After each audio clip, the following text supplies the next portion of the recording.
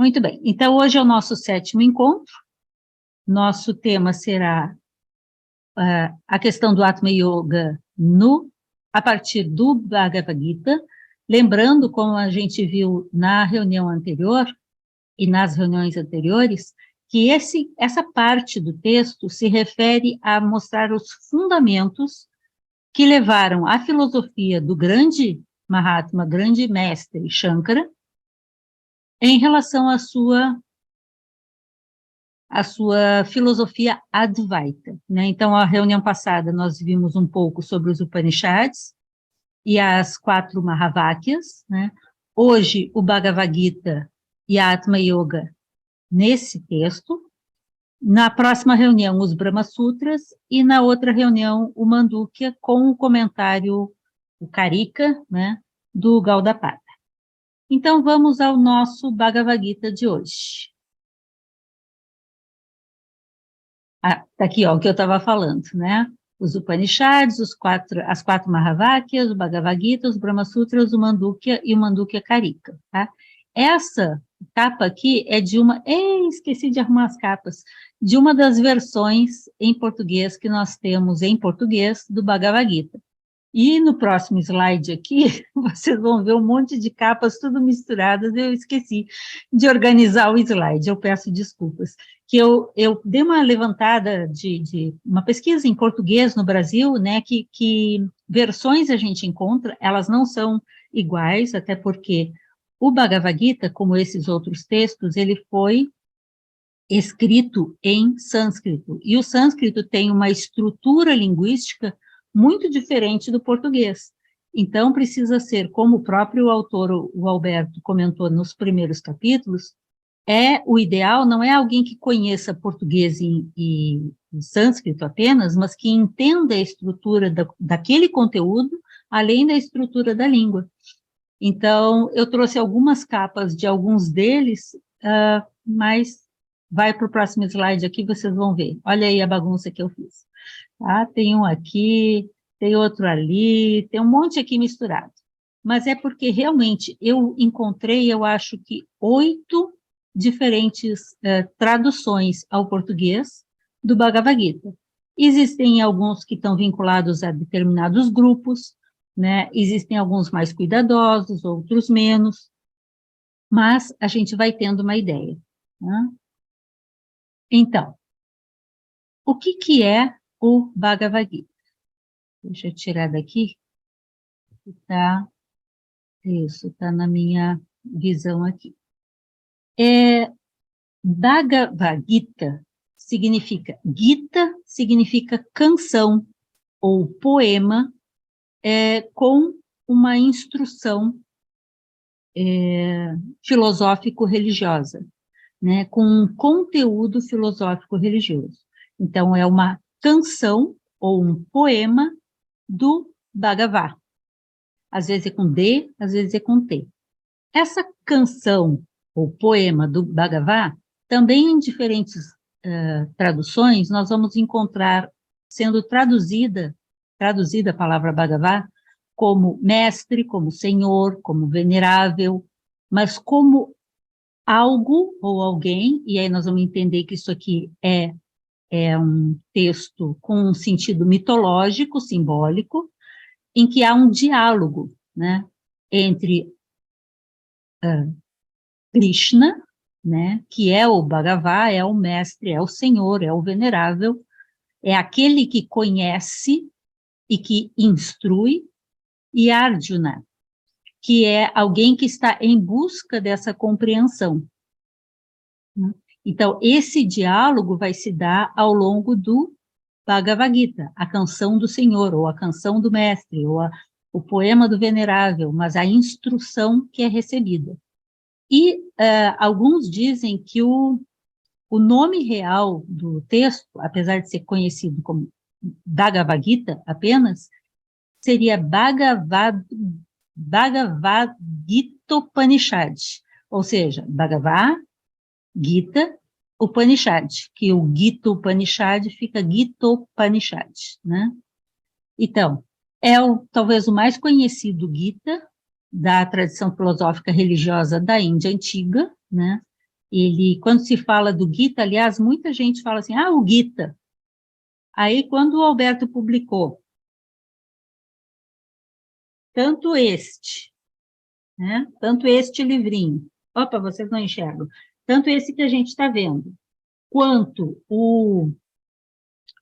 os rishis da Índia Antiga, também ali ele mostra vários outros Gitas, né, que são com essa mesma ideia de uma instrução numa forma poética, né, seja como canção, seja como poema, sobre tradição filosófico-religiosa da Índia Antiga. Né? Então, não existe apenas o Bhagavad Gita. O Bhagavad Gita é um exemplo de Gitas. Tá? Ele é bem conhecido. Ele está relacionado aos Puranas, aos Upanishads e à mitologia hinduísta. Ou seja, se baseia nas ideias que existem em todo esse material daquele momento. E quando a gente o estuda melhor, a gente percebe como, lembram as darshanas, as escolas filosóficas da Índia derivadas dos Vedas, não apenas essas darshanas têm uma íntima relação com o Bhagavad Gita, como se apoiam nele, algumas com mais intensidade, como a Vedanta e a Yoga, como também com o budismo daquele momento. E, novamente, nós estamos falando daquele mesmo momento, de grande efervescência religiosa, filosófica, né? É o grande momento da Índia Antiga.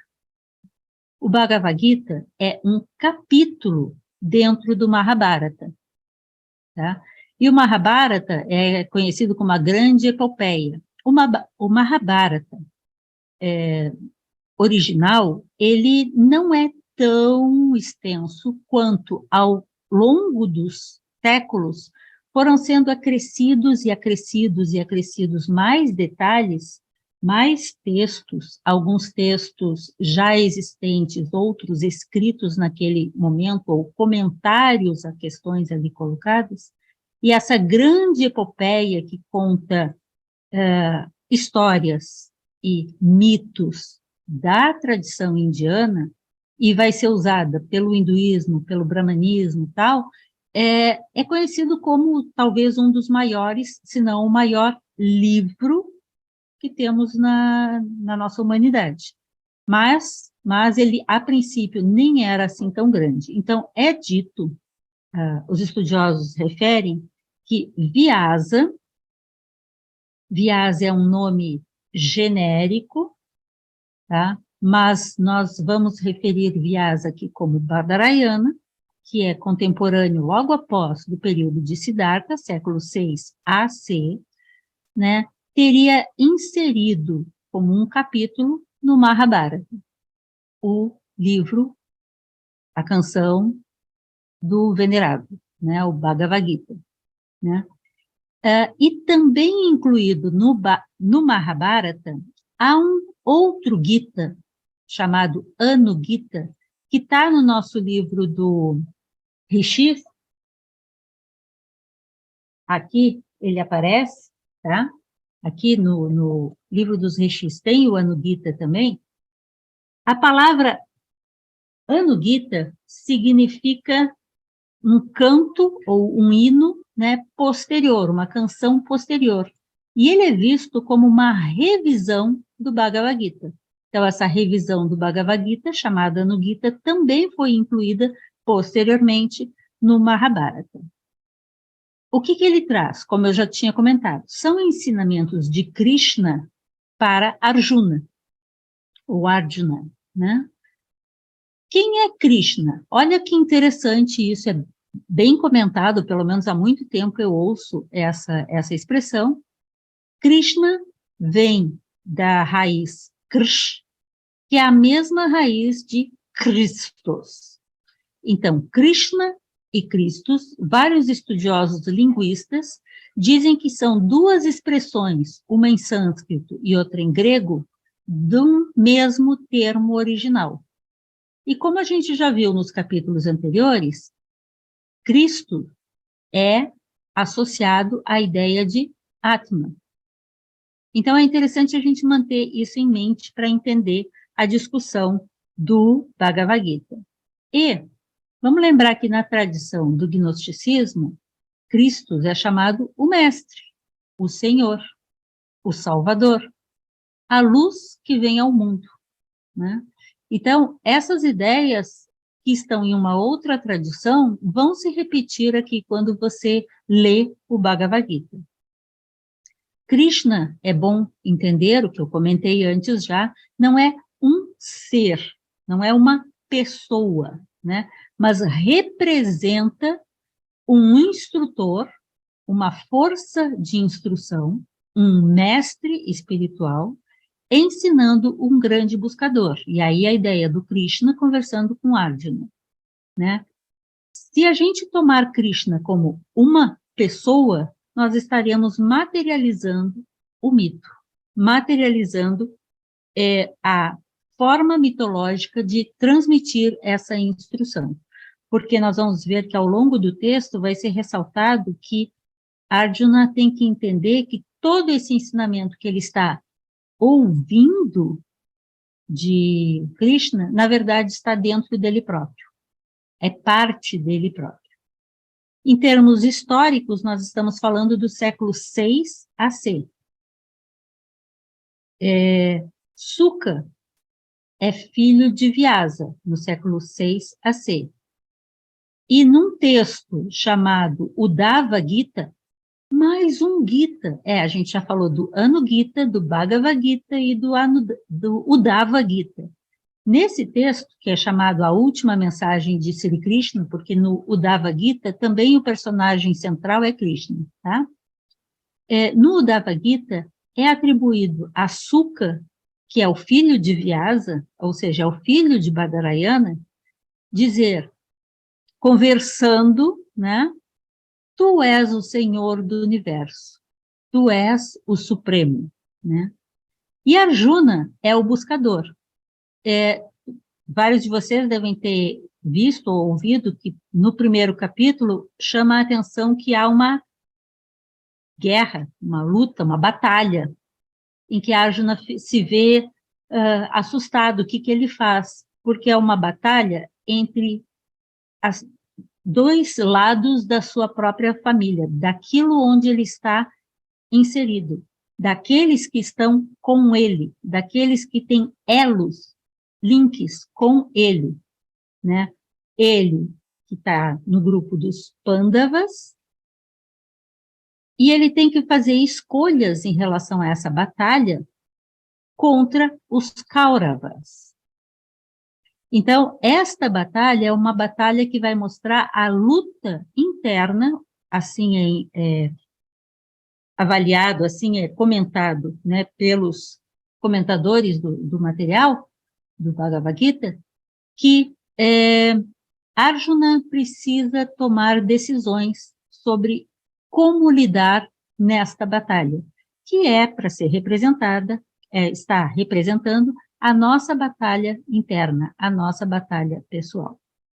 Buscando tentar compreender a palavra Bhagavad, do título Bhagavad Gita, né, eu encontrei um professor que estuda sânscrito, ensina sobre sânscrito, e ele diz que a palavra Bhagavad significa aquele que possui bem-aventurança, ou prosperidade, ou felicidade. Então, aquele que possui esse estado de bem-aventurança, aquele que tem a bem-aventurança e a distribui, ou seja, a representação de um instrutor da bem-aventurança.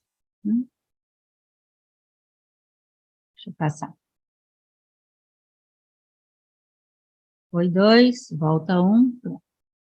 Vyasa, como eu comentei antes, é tanto o autor como o editor de textos do século 6 AC. Então, não fica muito claro se o Vyasa, a quem é atribuído a colocação do Bhagavad Gita no Mahabharata, se ele foi autor do texto ou se ele foi editor do texto, né? De qualquer forma, o Vyasa histórico é Badarayana, né? Ele é da família Badarayana. E nós estamos falando do século VI a.C. Ele é um Brahmane proveniente da família do sábio Vaishista, que a gente já viu ele citado como um dos transmissores dos textos dos Upanishads. Badarayana é filho de Parasara, e Parasara é absolutamente contemporâneo de Siddhartha, Siddhartha chamado o Buda. Badarayana é pai de Suka, e tanto Badarayana quanto Suka, e também Vaishista e Parasara, são muito respeitados nesse período, muito referidos como transmissores de sabedoria, e Suka e seu pai, Badarayana, estavam muito presentes nas escolas, nas darshanas, nesse ambiente, na Índia desse momento. Agora, vamos lembrar que existe, sim, uma linhagem de Vyasas, um Vyasa mitológico, né? Como eu comentei, o Mahabharata não era assim tão extenso quanto hoje, essa epopeia que conta lendas, histórias, mitos, tradições da Índia clássica, né? Vyasa foi o autor e editor de partes centrais do Mahabharata, mas não fica claro, como eu disse, quanto ao Bhagavad Gita, que tem, o Bhagavad Gita, muitas semelhanças com os Upanishads. E se vocês tiverem a oportunidade de ler, eu trouxe algumas passagens que eu selecionei também, aí vai depender do que vocês trouxeram. Tem muitas passagens que ajudam a gente a entender os Upanishads e vice-versa, os Upanishads ajudam a entender o Bhagavad Gita. Não podia ser muito diferente, porque esse material está todo naquele mesmo contexto e com a mesma busca, né? Despertar a luz em cada um de nós, que é a luz, que é a Atman, que nos preenche, que nos mantém a vida, que nos traz a luz e que é idêntico ao todo, ao absoluto, a Brahman, né? E alguns autores referem que nessa Índia clássica existe a trindade das escrituras, ou seja, os Upanishads, o Bhagavad Gita e os Brahma Sutras. Então, no nosso próximo encontro, a gente vai ver os Brahma Sutras. A gente já viu um pouquinho dos Upanishads, estamos vendo hoje um pouco do Bhagavad Gita, e no próximo encontro a gente vai ver um pouco dos Brahma Sutras, né? E vocês encontram no próprio livro, o Alberto fez uma seleção de várias passagens dos Brahma Sutras. Então, o Bhagavad Gita é uma obra fundamental da cultura indiana védica, né? E ele vai estar presente, né? E vai ser utilizado tanto no hinduísmo, brahmanismo, na Vedanta, na yoga, ele é bem conhecido. É considerado como a parte mais filosófica do Mahabharata, que contém em si outros Gitas, e também existem Gitas não associados ao Mahabharata. Ele foi conhecido, Bhagavad Gita, no Ocidente, a partir da tradução que Charles Wilkins, um inglês, fez e trouxe em 1785, tá? Há um comentário, Bhashya, é uma palavra sânscrita que significa comentário, sobre o Bhagavad Gita, que é atribuído a Shankara, mas não há convicção de que seja ao Shankara original ou algum outro também denominado Shankara. Esse diálogo entre Krishna e Arjuna, eles comentam muitos pontos filosóficos do ensinamento dos Vedas e as várias e diferentes expressões de yoga que Krishna explica a Arjuna o que são, a que se referem, qual o seu objetivo. Então, a palavra yoga muitas vezes é traduzida por união, mas pelo que eu estava observando, estudando, ela tem mais o sentido de uma disciplina de organização daquele elemento, né? Uma retirada dos pares de opostos em relação àquele elemento. Então, quando a gente fala de Atma Yoga, compreender o que Atma é e o que não é. Ter uma disciplina que me permita conhecer, vivenciar, despertar Atma. Uma adequação do estilo de vida para que isso aconteça. E, nesse sentido, se torna essa união da nossa condição de buscador com aquilo que a gente busca. E, por isso, reduzindo as oposições, a dualidade dentro de nós.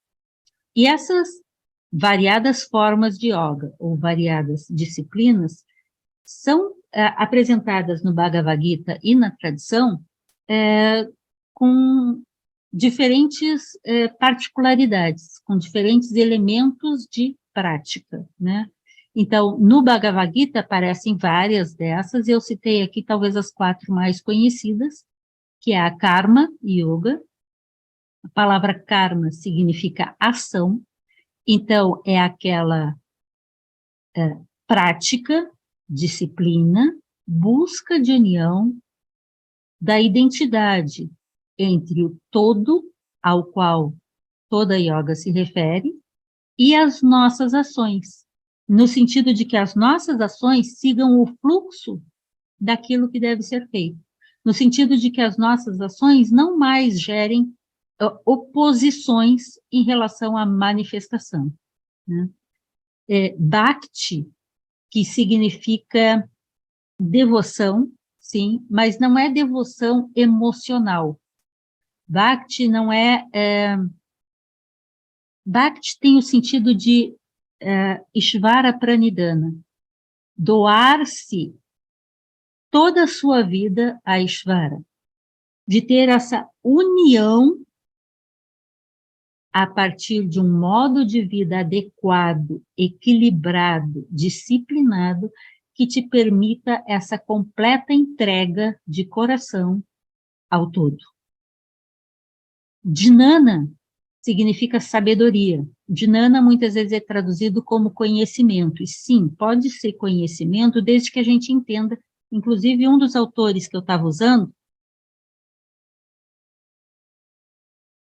e que me foi muito útil, eu, na verdade, não gostei muito da tradução dele ao português em vários aspectos, mas esse é um professor de sânscrito de São Paulo, da USP, ele chama Carlos Alberto Fonseca, e ele explica cada uma das palavras que ali estão sendo utilizadas. Então, eu amei isso, porque eu conseguia ver a palavra em sânscrito.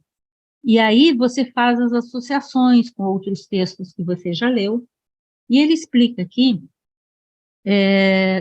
cada um desses conceitos, né? Não deu tempo de eu estudar tudo, peço desculpas, mas eu gostei muito e vou continuar.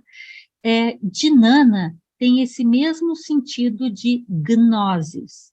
Inclusive, ele mostra a raiz de onde provém, conta essa história. Jna, ou Gna, tem essa mesma raiz, que vai dar em sânscrito, em Jnana, que não é qualquer conhecimento, mas é o conhecimento intuitivo, é o conhecimento da realidade, daquilo que é. Inclusive, ele diz que é Jnana Yoga, porque ela diz respeito à compreensão do que é Brahman, que também não pode ser compreensão no sentido literato, no sentido vocabulário, mas é aquela compreensão dinâmica, profunda, vivencial, intuitiva, do que de fato é cada um dos conhecimentos necessários para chegar nesta sabedoria suprema. Então, é um conhecimento do Supremo, né, Jnana Yoga, que busca uma disciplina de mente necessária, a retirada desses pares de opostos e uma adequação no teu funcionamento de ações, de devoção, de mente, para alcançar essa compreensão profunda, essa vivência, essa identidade, essa união com o todo, né? Ele também comenta sobre Kriya. Kriya, muitas vezes, é traduzido como a yoga preliminar. Mas eu achei interessante, e coloquei aqui, que ele comenta que a palavra exatamente significa uma prática adequada, relativa aos deveres da vida cotidiana. Porque se você não põe disciplina inicial na sua vida, o restante não vai acontecer. Então, é tornar-se competente, capaz, que a sua vida seja aproveitável para esse caminhar na senda. Inclusive, em algumas passagens do texto, isso fica claro, porque eles vão chamar de yukta, aquele sujeito que está em condições e com ações, mente, coração adequados para poder trilhar o caminho. Esse é um yukta. Então, o que cria tem a ver com isso, com a prática adequada no dia a dia. E por isso, muitas vezes, é colocado com esse sentido de purificação, no sentido de preparação inicial para que todo o resto possa acontecer. E ali no texto vão aparecer outras passagens também. Tais yogas seriam parte desse processo, como eu estava comentando, de união, de apercepção, de vivência, de despertar de Atman, né? E no capítulo 6, especificamente, aqui tem mais, essa é uma versão antiga, né, daquele branquinho do começo, que é o do Valdomiro Lorenz. O capítulo 6 é o que mais diretamente está relacionado com o tema da Atma Yoga, né? Mostrando as práticas, em todos os sentidos, de preparação para esse despertar. O que é necessário ser feito para essa compreensão? Eu fiquei muito impressionada, como eu estava comentando, porque assim, eu já conhecia o Bhagavad Gita, já li, já fiz até palestra do Bhagavad Gita, mas quando eu fui reler ele agora, já com um pouco mais de conhecimento mesmo, e aí tomando mais cuidado com quais são as palavras que estão sendo usadas e usando diferentes versões para comparar, como isso é muito mais profundo do que eu pensava, né? Então, eu me senti triste, né, por descobrir que, na verdade, eu não o compreendia tanto assim, mas feliz por descobrir que eu tenho essa possibilidade e quero estimulá-los a fazer o mesmo. Então, quem sabe em outro momento a gente pega o Bhagavad Gita para estudar mais a fundo, né? Ele enfatiza também as gunas, aparece muito ali, as gunas como as expressões de Prakriti. Lembram que a gente viu nos primeiros capítulos? Prakriti como a força da manifestação, né, que faz com que Maya, que não é ilusão, se mostre e nos permita perceber o mundo pelos nossos olhos, com todas as distorções que as tenhamos, mas que sejamos capazes de entrar em contato com isso, ou não entraríamos em contato.